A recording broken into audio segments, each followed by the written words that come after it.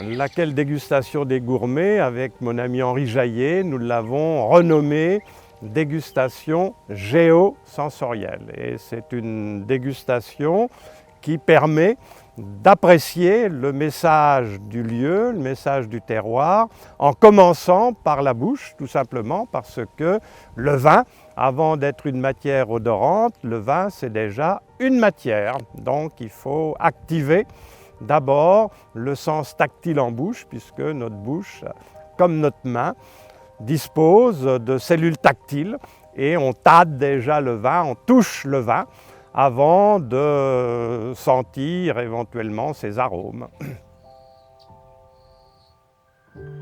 Et quelqu'un m'avait dit qu'il y avait encore un grand vigneron qui travaillait comme il faut travailler, comme à l'ancienne, quoi. Et ce vigneron, m'a-t-il dit, s'appelle Henri Jaillet. Donc j'ai sollicité une rencontre chez Henri Jaillet et dès la dégustation de son premier vin, qui était un simple Bourgogne, eh bien c'était magnifique. Les rencontres Henri Jaillet perpétuent ce que nous avons initié, Henri Jaillet, Aubert de Vilaine et moi, c'est-à-dire rassembler des vignerons qui épousent la philosophie du lieu. Des vignerons qui pensent que le grand vin, le vrai vin, le vin fin, comme on disait jadis, le vin fin ne peut être qu'un vin de lieu, qu'un vin de terroir. Moi maintenant j'aime mieux dire de lieu, parce que les anglo-saxons ont un petit peu trop galvaudé le terme de terroir, ils en ont fait quelque chose d'un peu trop vaste, alors que le terme de haut lieu viticole est un bon terme, et les hauts lieux viticoles méritent d'être compris, et parce que chaque haut lieu viticole génère un message tactile, gustatif et olfactif original.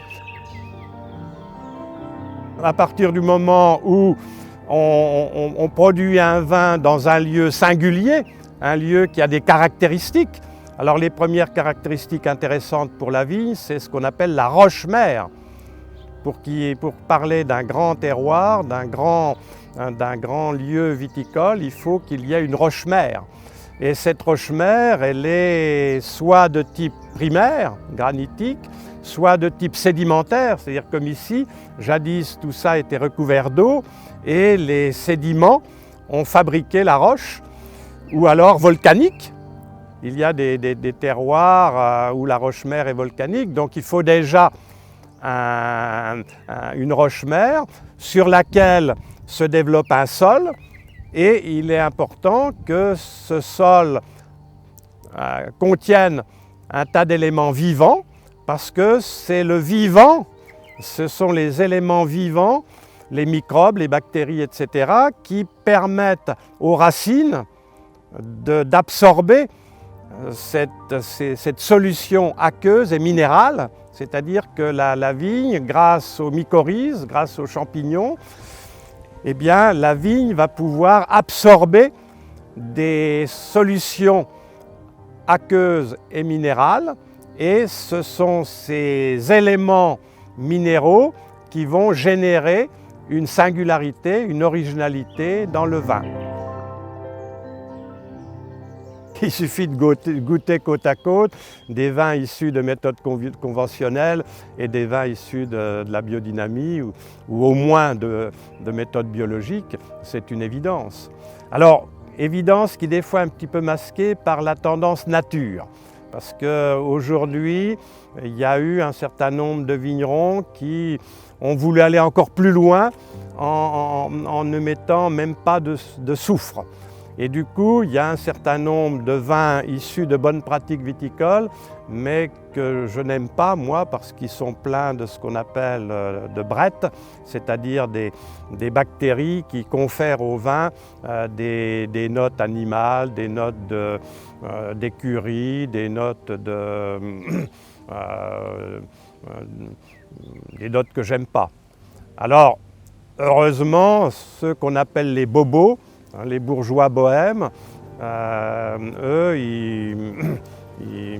ils aiment bien Ils aiment bien ces vins nature, donc tant mieux pour eux. Moi, j'aime pas ça, mais à part cette tendance nature mal faite, si je peux, enfin mal faite, parce que pour faire du vin, Didier Daguenaud l'avait bien expliqué, il faut être très méticuleux. Faut être très, faut pas laisser proliférer des bactéries qui donnent des mauvais goûts au vin, quoi.